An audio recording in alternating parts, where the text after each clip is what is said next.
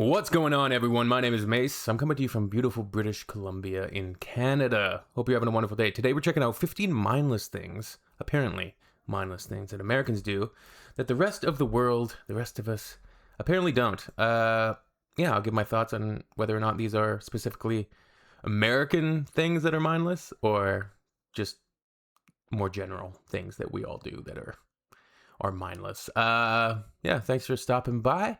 Appreciate that. Make sure to hit the like button, subscribe if you haven't already done so. The customary YouTube comment that I have to make. Let's get to it, man. Let's get to it. 15 mindless things Americans do that the rest of the world doesn't. I didn't know it was weird to know a lot of info about pills. I don't know anything about pills, so no comment. All right, let's go. On Monday, Reddit user Yimage asked that non-Americans, what are American things that Americans don't realize are just in America? It led to people sharing small things you wouldn't really think of that happen in America, but not really anywhere else. They're super interesting to read. Well, we're going to find out about that, aren't we? Here's what people said. Number one, servers taking your credit card. Yeah, I don't think I've ever been down with that. No, I go up to the little booth where the staff stand, when they greet you, and I pay my bill. Or typically they just bring the point of sale machine to your table, which is fine. Having the restaurant take your credit card, in most countries, it's considered impolite to disappear with the card, as they might write the digits down to charge extra later. Therefore, they normally bring a portable terminal to your table so you can keep the card in eyesight and have the optional tip actually charged when the card is run and not added after the fact. Yeah, I've never really, I guess technology has changed in the last couple of years, so I've never had to write on the receipt. They would have a line for tip, right? And you'd put the tip option, you'd put, I don't know, whatever the amount of tip you wanted to leave. Usually you see the memes of people putting 0 and then writing some sort of comment about the server. So this one I do find weird. I wonder how prevalent this still is in America. I would think at a lot of places in the States is just the same as my experience, that you either walk up and pay it with yourself, the card doesn't leave you, basically, is what I'm saying. All right, needing to sign the check. I'm Canadian and was surprised to still be required to use my signature on credit card receipts in the United States. Haven't done that here since 2007-ish. I've had to do that. I've had to do that the odd time. It depends on the business. Sometimes that's just their policy. Usually it says something like you guarantee the charges. So I assume this is for businesses that have been burned. People make a credit card charge, which they can't back up. Maybe they're in debt. But usually the credit card doesn't go through in that case. Not needing to flag down the server. A lot of non-American restaurants expect you to flag down the waiter for the final bill. It's rude for them to ask, since you might not be done eating yet.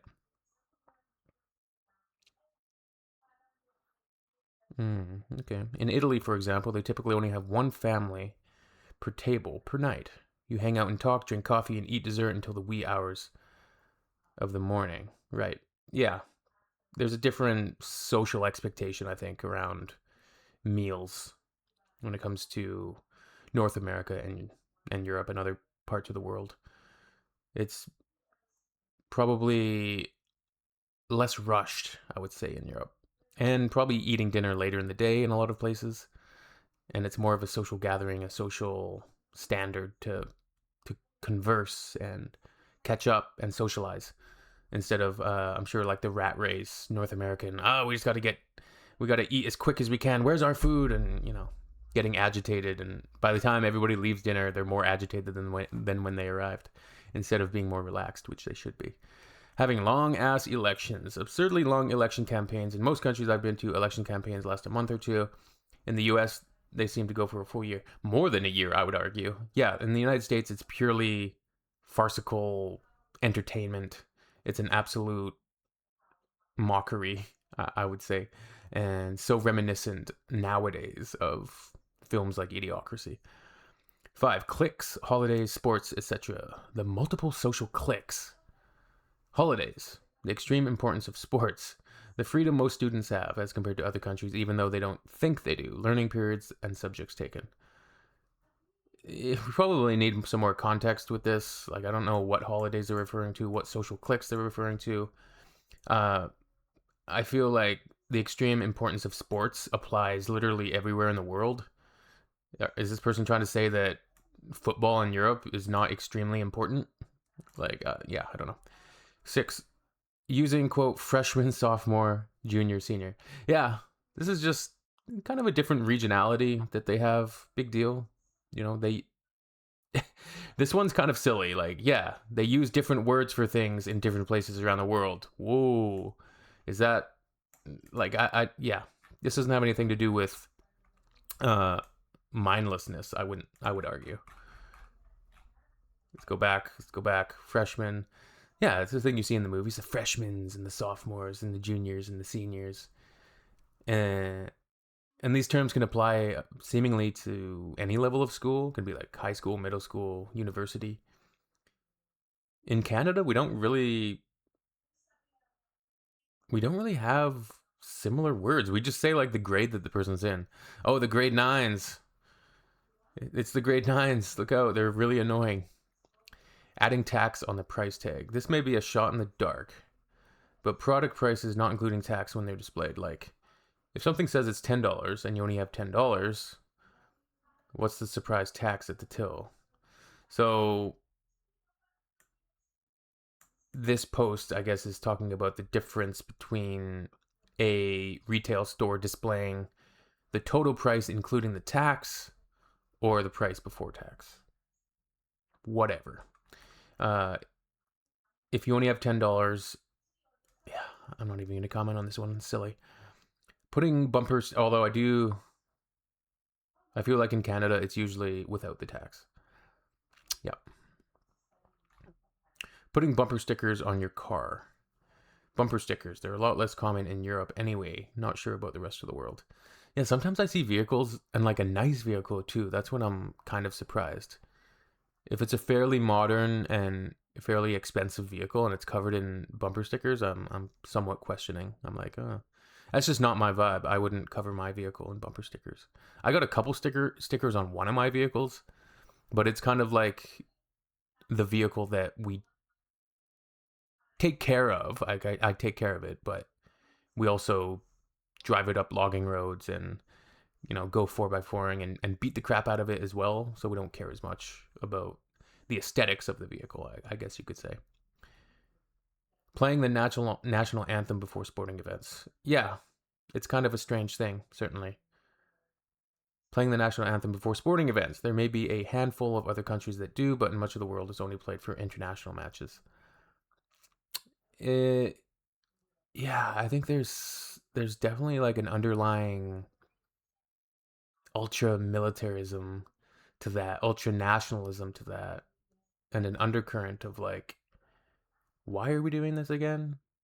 Why do we have to sing the national anthem for a soccer match or a hockey match or a basketball game between two teams from the same country? And even if, yeah, right, like I get international competition in the Olympics. It makes sense because the players are playing for their countries. But professional sports leagues that do it, there is something somewhat strange about it. This whole topic makes me think of a essay written by George Orwell, in which he kind of pulls in the give them bread in circuses,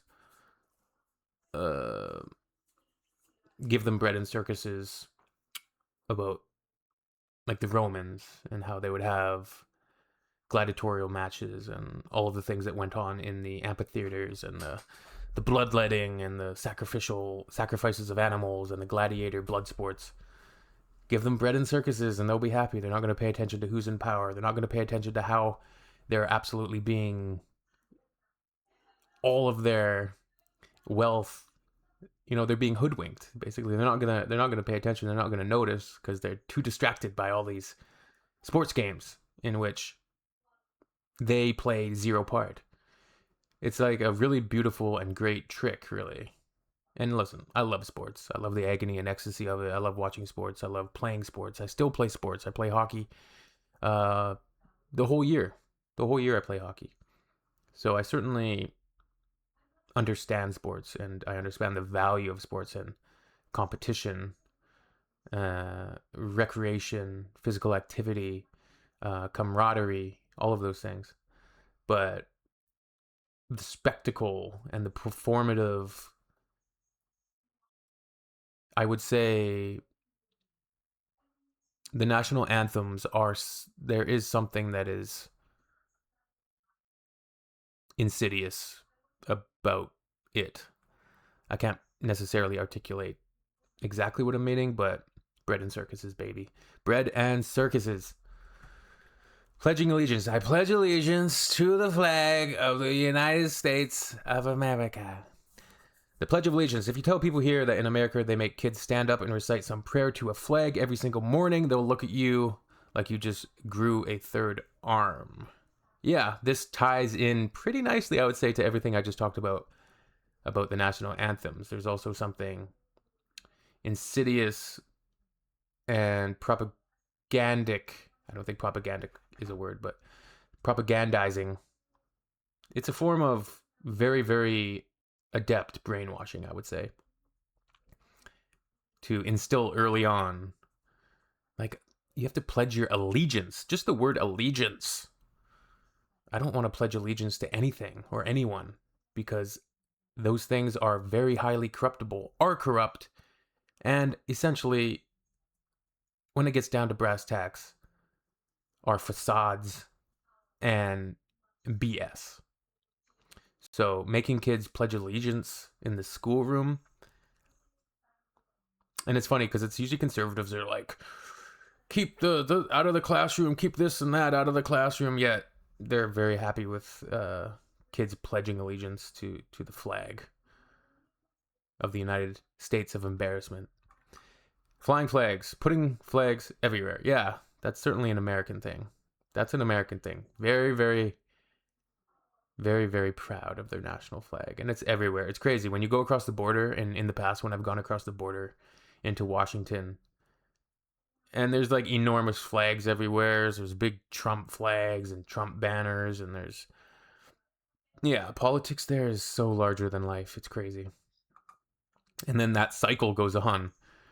Yeah, I would say for 18 months, there's like election cycles. They're going to start building up to the 2028 one. It's going to be interesting to see how Trump navigates that and who ends up being the Republican candidate if it's not Trump. Like, this guy, he's going to try to stay in power. Come on. He's an old... He does not want to lose what little relevant... I mean, he's got obviously huge relevance. He's the president of the United States. But I just wish all these old people would go away. All of these, frankly, useless, money-grubbing, connected cabals of old people and elites and old money and generational just extraction of wealth, corruption, money laundering, and just all of it. Tipping as a wage subsidy. Many countries don't have tipping, and those that do generally tip a small amount for good service. Yeah, tipping's gotten out of control. I do think businesses should... I think it's especially ironic and rich when businesses say, "Oh, we can't afford to pay them that way." Like, they rely on tips. It's like, hey, if your employees can't afford basic living expenses with the wages that you're giving them, there's probably something wrong. And yeah, let's not get into it. Jaywalking, like in Europe, you can pretty much cross a road whenever, wherever you want. But when I visit America, there seemed to be this weird sense you were being judged if you walked out into an empty road. You walk into an empty road and jaywalk in America, you will get shot. I'm just kidding, but actually kind of not kidding. Cops there are weird. Yeah. No standards. A lot of power-hungry people wearing guns. Getting weirded out by nakedness. Yeah. I would say this is more of a North American thing. The aversion to the human form, the human body. I think it's because nakedness in general can be and has been hijacked and sexualized by the wrong type of people. or just society at large, I would say, has brought about that by prudes. Usually, got conservatives who will celebrate, somebody getting blown in half and blood spraying everywhere, and even be fine with like 8-year-olds watching that. But as soon as there's some boobs on the screen or something, they're gonna, oh god, no, there, oh my god, what is going on here? Yeah, this topic. There's a lot to explore in this topic, but maybe for another video, eh? Knowing drug names. Americans who are not a doctor, pharmacist, nurse, or someone working in healthcare still know the names and uses of a variety of pharmaceuticals, drugs, and sedatives. Yeah, that is weird. I don't know. I don't take pharmaceuticals or drugs or sedatives, so can't really comment on that one. Even Americans hate that we don't know the full price of something until we're ready to check out. I don't really think about this one that much. I don't really care. You kind of factor in the tax. You're like, oh, this item's $10. It's gonna cost $10.70 or something. Like, whatever. We're getting taxed into oblivion. It is what it is. All right. See you all in the next one. If you have any recommendations, let me know down below. I wouldn't mind doing a little freestyle rap for y'all, but maybe not today, eh? Maybe not today. It's just not the day for it. Maybe next time I do rap and make hip-hop music. If any of y'all... you could probably find it if you look for it. You search up Macy. M-A-C-3-Y. M-A-C-3-Y. Search on Spotify, Apple Music, wherever you listen to music. YouTube Music, Amazon Music, whatever. It's on streaming everywhere. M-A-C-3-Y. One word. All right? All right. Peace out. Peace.